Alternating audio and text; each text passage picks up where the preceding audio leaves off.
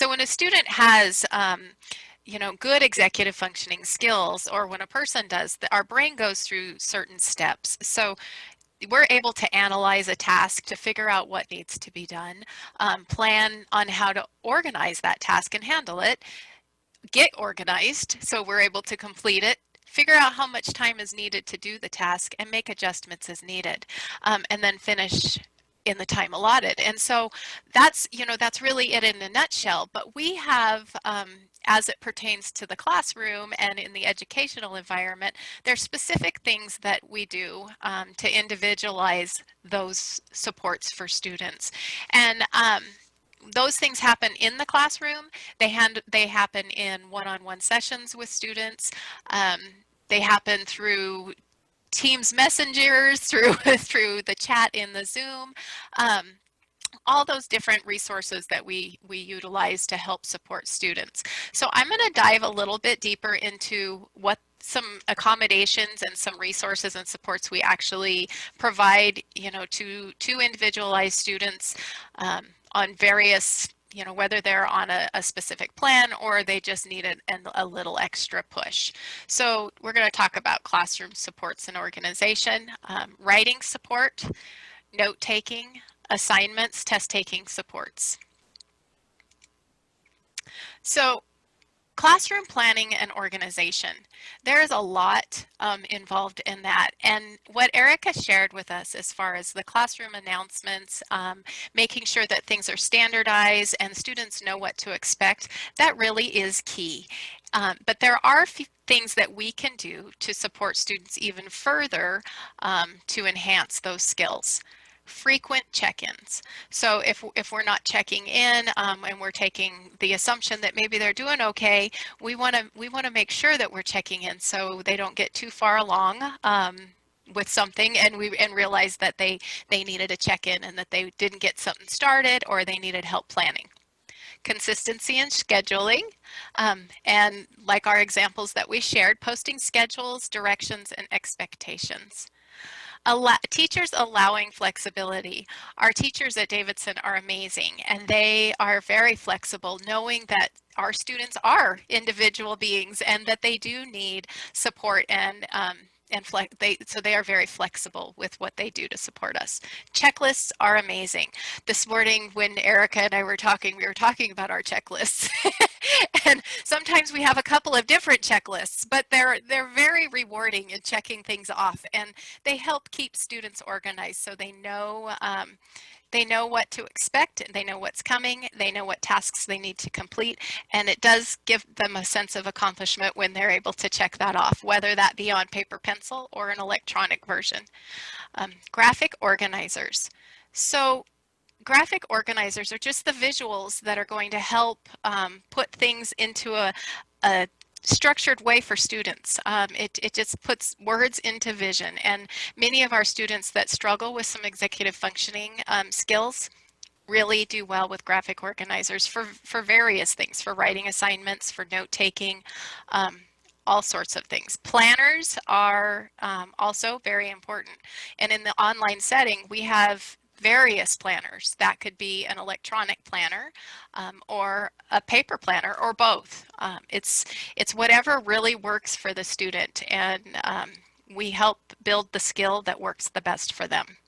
And then the daily to-do list, which goes right along with the checklists. So those are just some thoughts and ideas and accommodations that we might think of, or we might just do because it's good teaching and good practice to help support our students in the classroom planning and organization.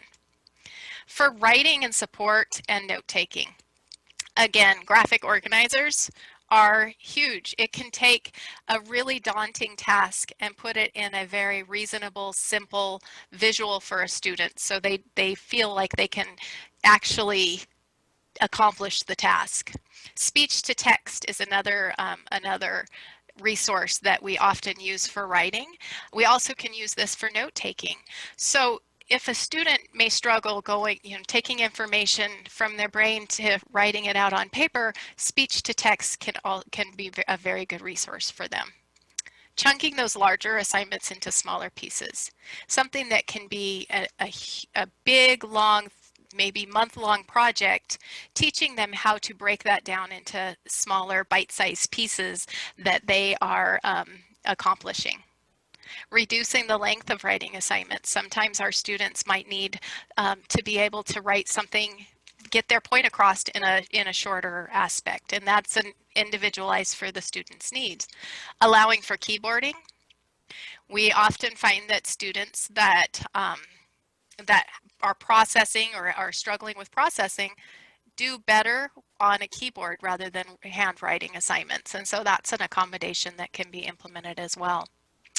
With note taking, highlighting keywords and ideas, this can be done on, on the electronic version of things through PDF, in PowerPoints, notes that you're giving the student. You can help them with highlighting, or you can show them how to highlight the key points.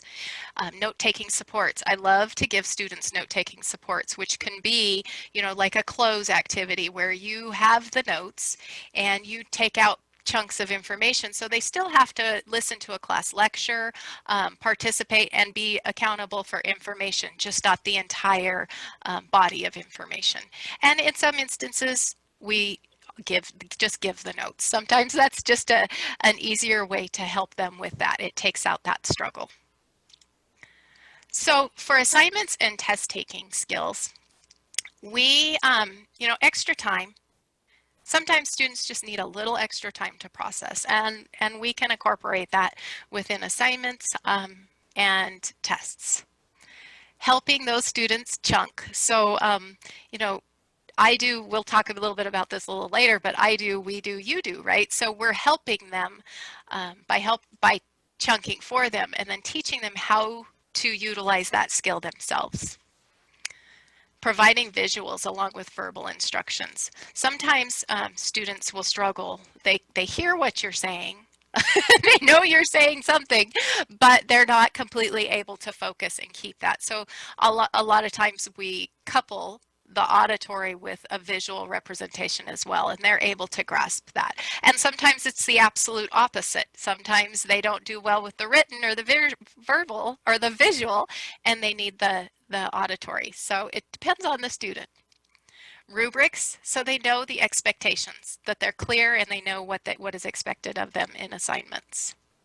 Timers are amazing things.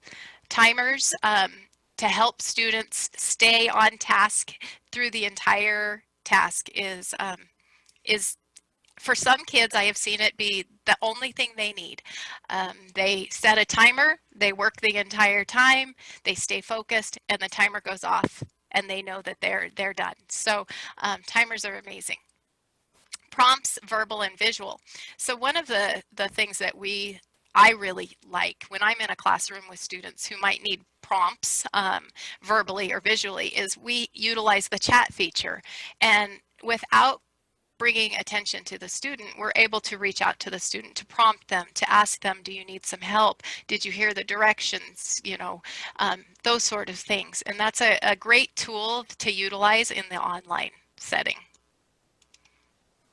So in teaching these executive functioning skills, teaching them explicitly. So it involves teaching students what to do and how to do it, using discrete step-by-step processes. So it's like making a peanut butter sandwich.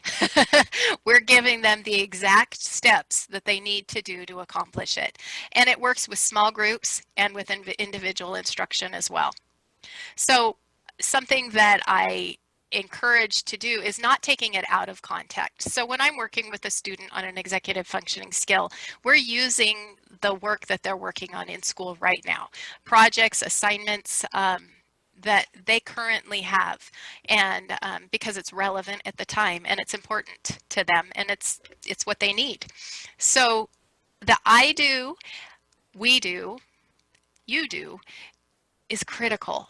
So I'm going to model for you what is expected after we've figured out what your best mode is, and then we're going to do it together, hip by hip. We're going to do it together, and then I'm going to monitor you or support you while you do it alone, never leaving them to their own devices until we know they have mastered that skill. And even after they've mastered that skill, reviewing it often, and reteaching as needed.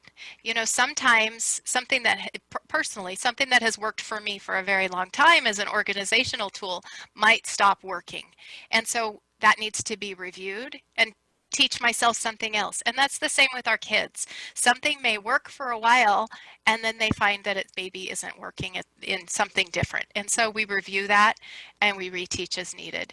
The big point I want to make is that it's really about supporting their needs and supporting their individual needs, meeting them where they're at and helping them grow and learn the skills that are going to help them be successful.